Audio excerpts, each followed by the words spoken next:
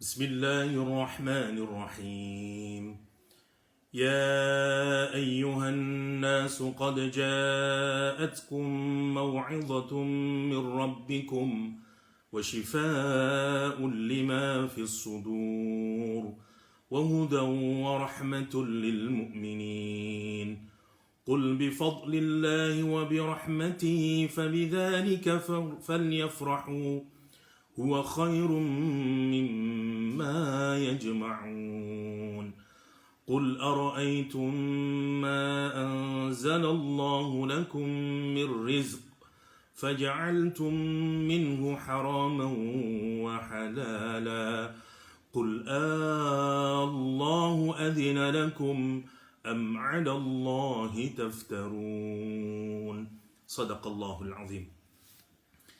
Sahabat yang dirahmati Allah Subhanahu wa taala, kali ini insyaallah kita akan mentadabburi surat Yunus dari ayat yang ke-57 hingga 59. Topik ini saya menganggapnya sebagai sesuatu yang cukup relevan untuk konteks kita kali ini, karena sebagian informasi yang sampai kepada kita adalah bahwa asal muasal dari pandemi COVID-19 coronavirus ini adalah diduga berasal dari dua jenis hewan yang dalam pandangan Islam dilarang untuk dikonsumsi. Al-Quran di ayat yang ke-59 dari surah Yunus ini mengusik kesadaran kita ketika Allah menyatakan dengan kalimat pertanyaan yang sangat menarik. Kata Allah Subhanahu wa taala, Allah adzina lakum, apakah Allah mengizinkan buat kalian?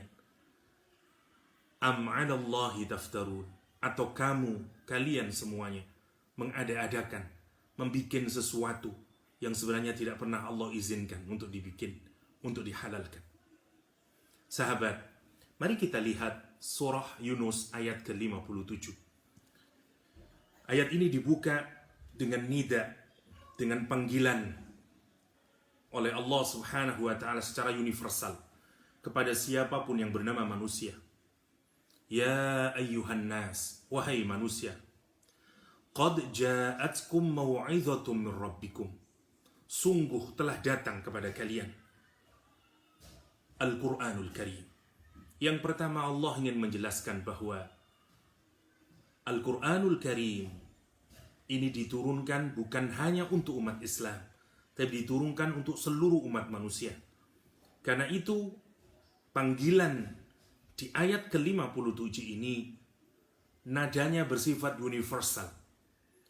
Allah calling ini to the human race, kepada siapapun umat manusia. Allah Subhanahu wa taala menyatakan, wahai manusia, sungguh telah datang buat kalian. Allah menggunakan kata ja'akum untuk menunjukkan sesuatu yang datang ini sesuatu yang sangat berat, sesuatu yang penting, sesuatu yang amat sangat hebat. Karena ini bukan sesuatu yang biasa. Dia berasal dari atas langit 7 sana, Al-Quranul Karim. Al-Quranul Karim. Allah kemudian mensifati ada 4 poin yang dijelaskan oleh surat Yunus tentang fungsi Al-Quranul Karim buat hidup kita. Tidak saja buat orang Islam, tapi buat seluruh umat manusia. Yang 4 ini sebenarnya nanti merupakan cara kita melakukan hidup di dunia ini.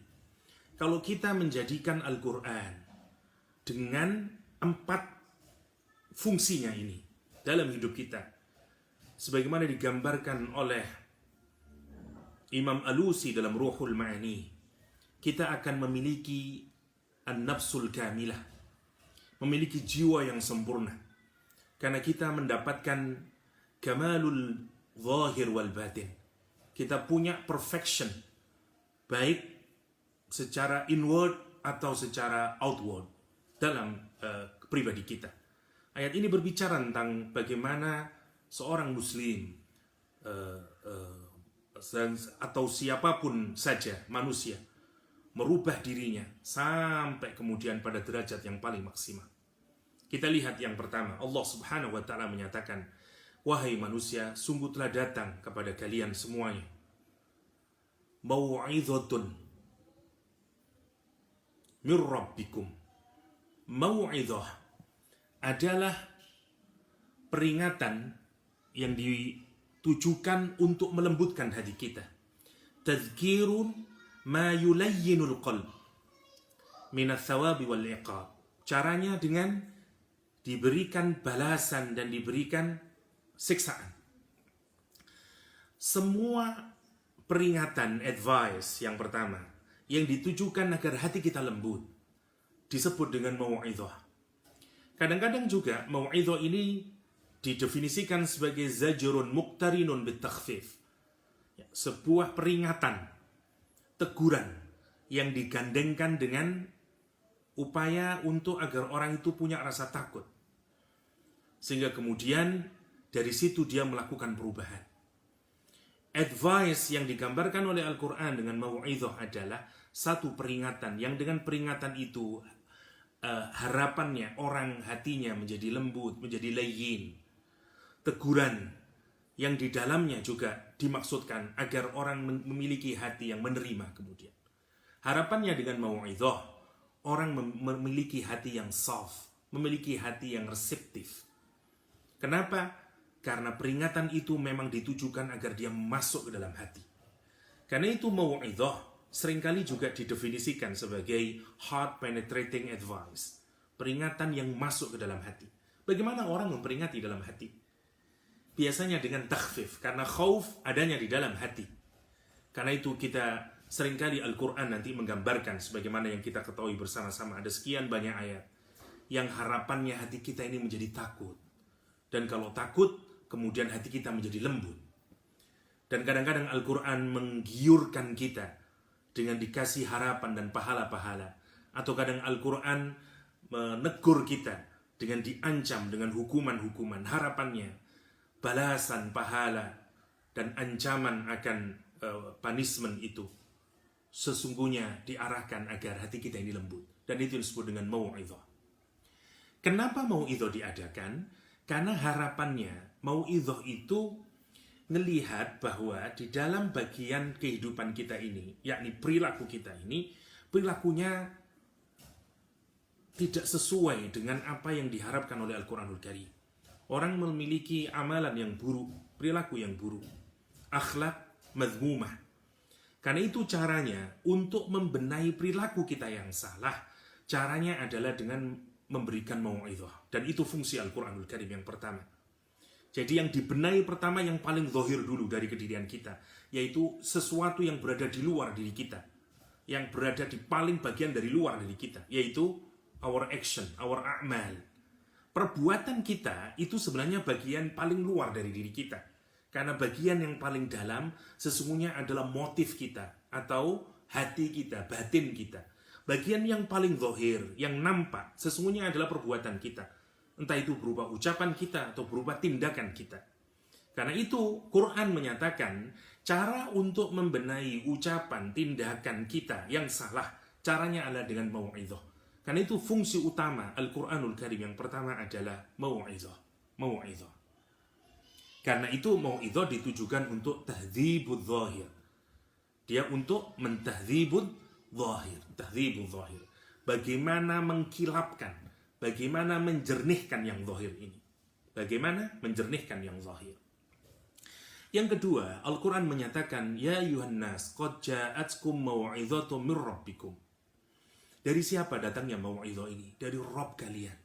Yang memiliki Anda, yang menciptakan Anda, yang memberikan rizki kepada Anda, yang memiliki otoritas Anda. Allah yang tahu segala-galanya bagi dirimu.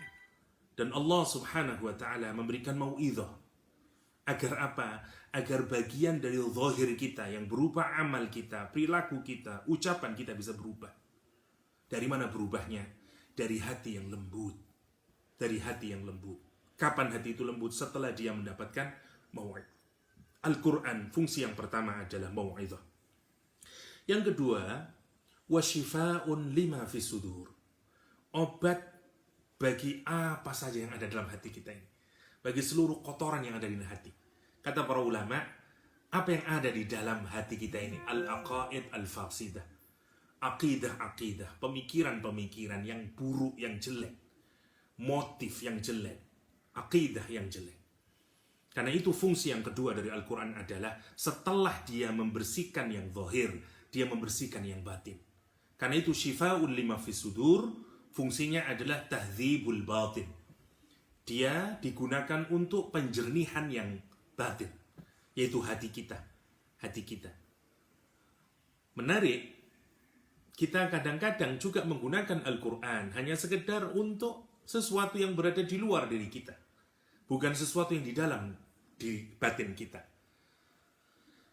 Pakar syair dalam dunia Islam, Iqbal menyatakan, you gain from Yasin is that by reciting it, death become easy.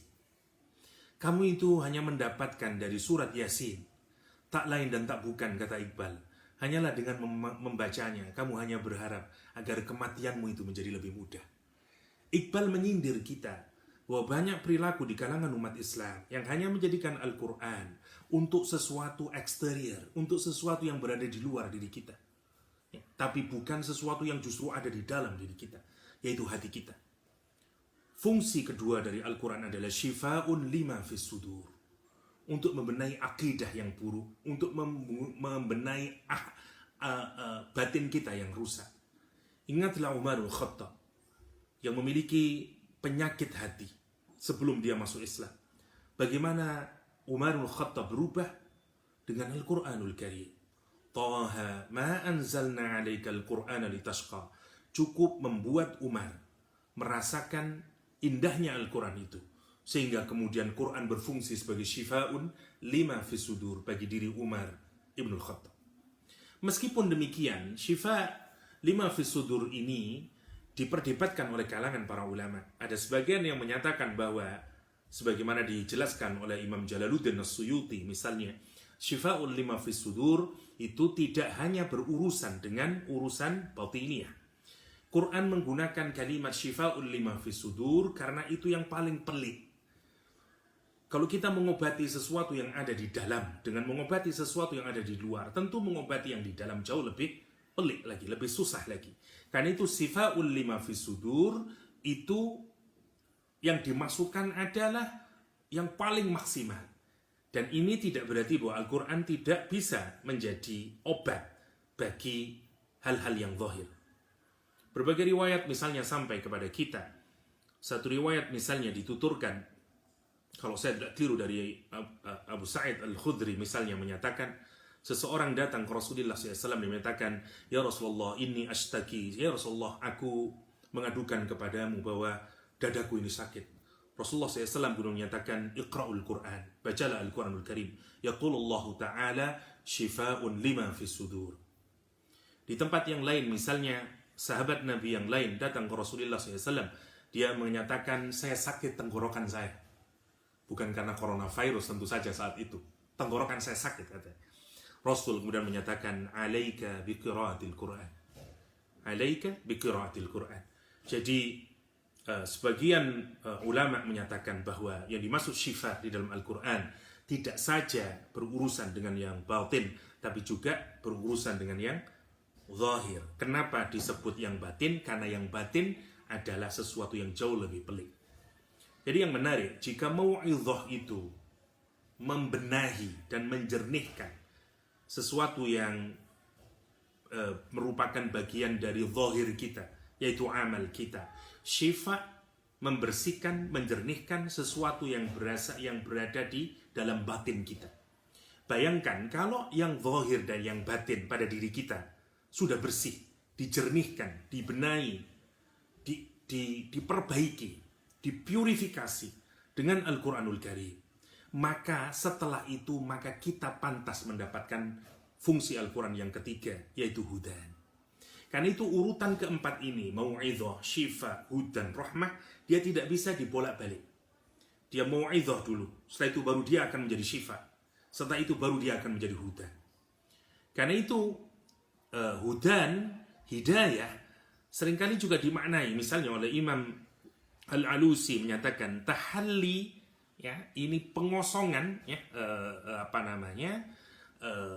setelah dikosongkan hatinya, sekarang penghiasan hati, ya, tahallin nafas, setelah dihiasi sekarang hati kita dengan apa? Bil aqaid al haqqah, dengan akidah-akidah yang benar, wal akhlaq al fadilah, dengan perbuatan akhlak yang mulia. Jadi setelah mau'izah dan syifa ini, periodenya seringkali juga disebut dengan periode takhalli, karena dikosongkan dari yang buruk-buruk. Dulu yang zahir buruk, sekarang dibenain karena dia mempelajari Al-Quranul Karim. Quran dia jadikan menjadi mau'izah. Hati yang dulu buruk, batin yang dulu banyak penyakitnya, juga melakukan proses takhalli, dibersihkan juga, sehingga sekarang menjadi bersih. Maka setelah kedua-duanya itu bersih, kita naik ke periode berikutnya namanya tahalli. Karena kemudian sekarang dihiasi. Hatinya kemudian dihiasi dengan apa? Dengan aqaid al-haqqah wal akhlaq al-fadilah. Dan ini adalah maknanya hudan, hidayah. Maka orang itu akan mendapatkan hidayah kapan? Jika dia telah menggunakan Al-Quran sebagai mau'izah dan syifa. Setelah orang memperlakukan Al-Quran sebagai mau'izah dan syifa, maka dia akan mendapatkan hidayah. Dia akan terus berada di dalam hidayahnya Allah subhanahu wa ta'ala. Karena hidayah itu miliknya Allah subhanahu wa ta'ala. Hidayah bukan sesuatu yang kita possess, tapi hidayah sesuatu yang diberikan, something given by Allah subhanahu wa ta'ala. Karena hidayah property of Allah subhanahu wa ta'ala. Innal huda hudallah. Yang bisa kita lakukan adalah kita ini menjadikan diri kita untuk deserve, untuk layak untuk mendapatkan hidayahnya Allah subhanahu wa ta'ala.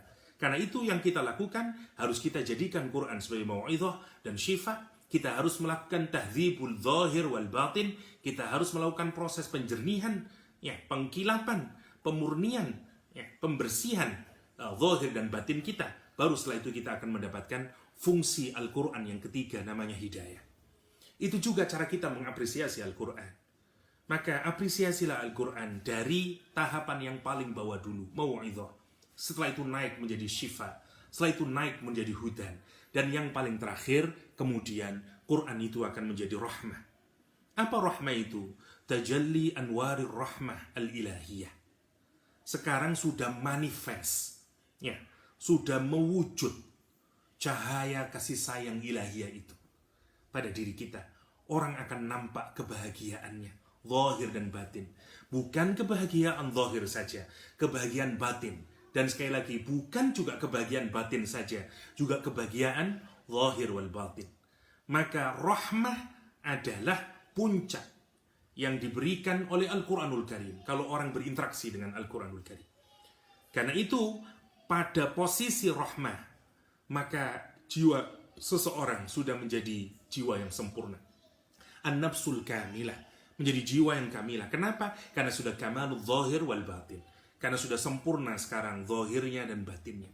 Kenapa bisa sempurna zahir dan batinnya? Karena dia berinteraksi dengan Al-Quran.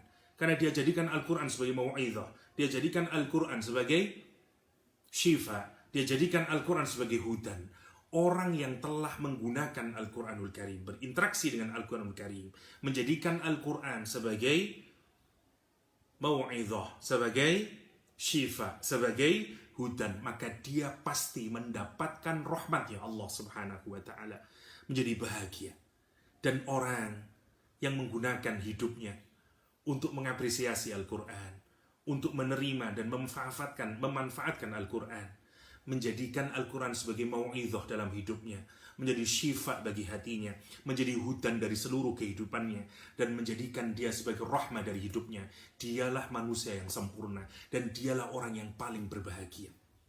Karena itu, Al-Quran kemudian menyatakan, Qul bifadlillahi wa birahmatihi, fabidzalika falyafrahu. Katakan Muhammad, disebabkan karena fadlnya Allah subhanahu wa ta'ala, karena karunia Allah ini berupa Al-Quranul Karim, wa birahmatihi, dan rahmatnya Allah subhanahu wa ta'ala, ya, dan karena rahmatnya Allah subhanahu wa ta'ala. Sebagian menyatakan, misalnya Anas bin Malik menyatakan fadl adalah Al-Quranul Karim, sementara rahmat adalah taufik atau kemampuan orang untuk melaksanakan isinya Al-Quranul Karim. Kalau kita dikasih dua ini, karena inilah sumber kebahagiaan, Ini sumber kebahagiaan, ya. Yaitu qul bifadlillahi wa birahmatihi. Kalau orang itu dikasih fadl dan dikasih rahmat, maka dua ini adalah menjadi sumber orang berbahagia. Sumber kebahagiaan kita itu sebenarnya ada dua, al-fadl war rahmah. Kata Anas bin Malik, al-fadl itu Al-Quran, yang ar-rahmah itu adalah at-taufiq. Fadl adalah Al-Quran. Kalau kita ini sudah punya Al-Quranul Karim dan kita perlakukan Al-Quran dengan 4 fungsinya tadi, mau'izah, syifa, hudan, rahmah, dan kemudian Allah memberikan kita taufik sehingga kita bisa beramal dengan Al-Quranul Karim, maka apa perintahnya Al-Quran? Falyafrahu, rejoice, berbahagialah. Dan pasti kita akan berbahagia zahiran wa batinan. Zahiran wa batinan. Ibnu Abbas misalnya menafsirkan dengan yang lain. Fadl adalah Al-Quranul Karim, sementara rahmah adalah Rasulullah SAW. Beliau melihat karena ada hadis yang ada ayat Al-Quran menyatakan inna arsalnaka illa rahmatan lil alamin. Karena Allah tidak mengutus Nabi Muhammad, wa ma arsalnaka, dan tiadalah kami mengutusmu Muhammad illa rahmatan lil alamin. Karena itu rahmah adalah Rasulullah SAW. Sebenarnya pendapat Ibnu Abbas ini juga tidak bertentangan dengan pendapat Anas bin Malik. Kenapa? Karena kalau orang diberi kemampuan untuk bisa menjalankan Al-Quran, sesungguhnya dia juga meniti jalan hidupnya Rasulullah Sallallahu Alaihi Wasallam, mutaba'ah dengan Rasulullah Sallallahu Alaihi Wasallam.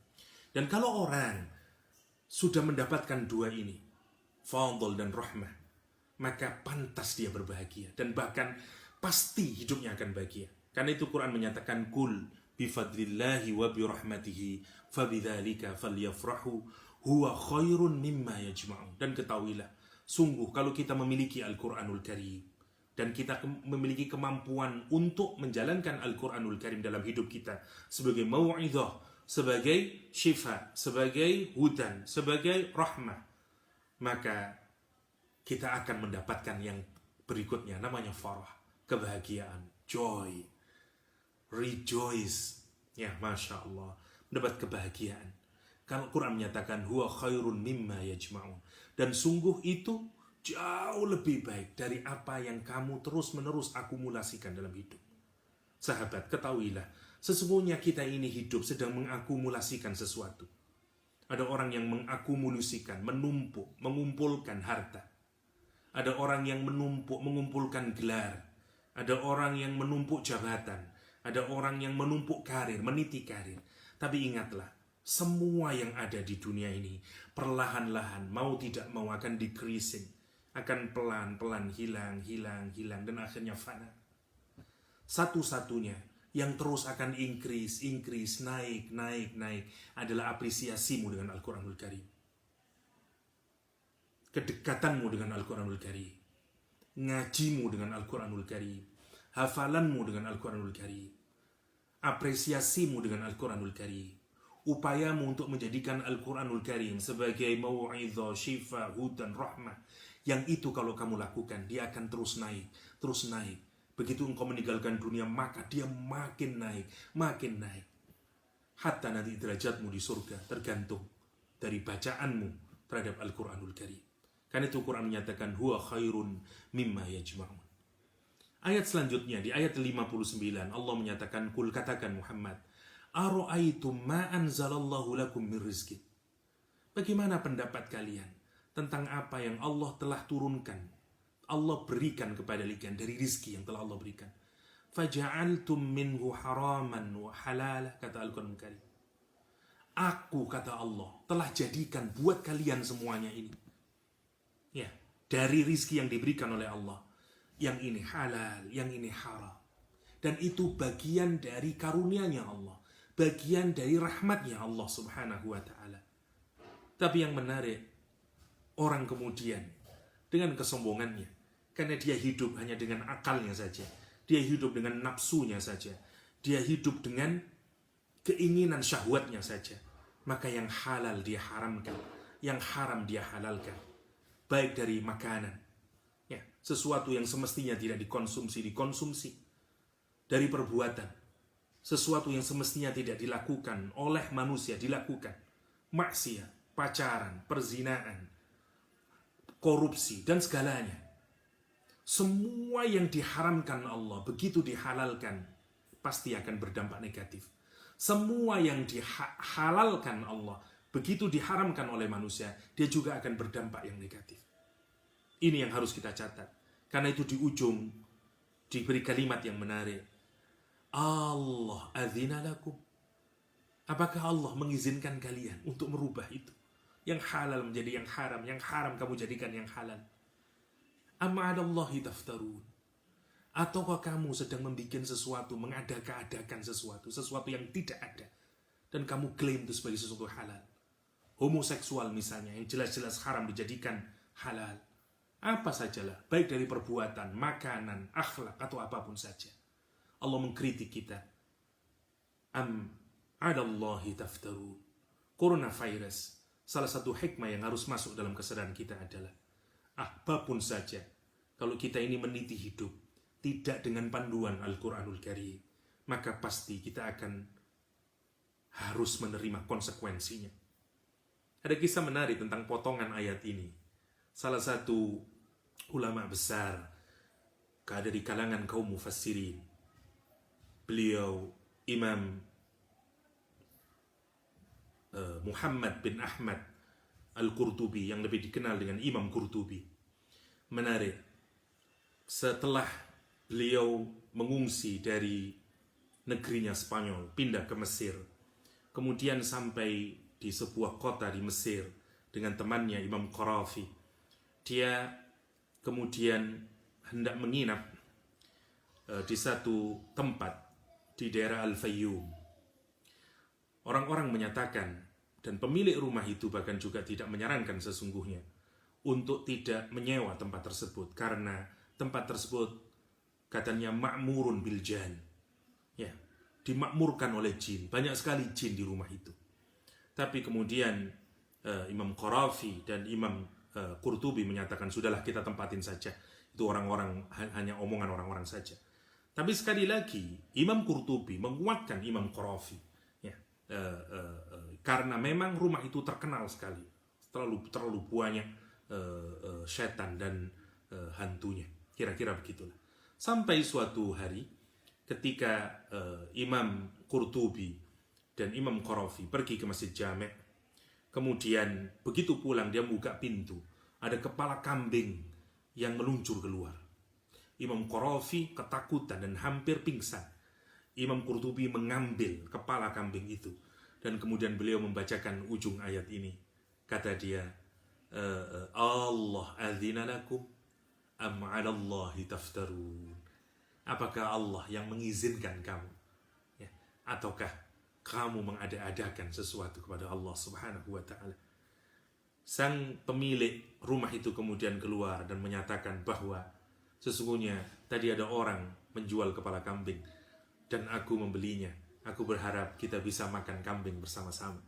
Imam Qarafi kemudian terbangun dari ketakutannya dan menyatakan, terima kasih Al-Qurtubi, karena kalau tidak mungkin aku sudah kehilangan otakku yang waras, kata dia, karena ketakutannya. Lihat, simak, Imam Qurtubi menjadi orang yang sangat pemberani. Kenapa? Karena dia jadikan Al-Quran sebagai panduan dalam hidup. Al-Quran menjadi mau'izah, menjadi syifa, menjadi hudan, dan menjadi rahmat. Sahabatku semuanya, semoga di hari-hari kita berada di rumah ini, semoga kita makin mengakrabi Al-Quranul Karim dan menjadikan Al-Quran sebagai mau'izah, sebagai syifa, sebagai hudan, dan sebagai rahmah buat hidup kita, sehingga kita akan mendapatkan the joyful life, the happiest life dalam hidup yang singkat ini. Terima kasih. Hadanallahu iyyakum ajma'in. Wassalamualaikum warahmatullahi wabarakatuh.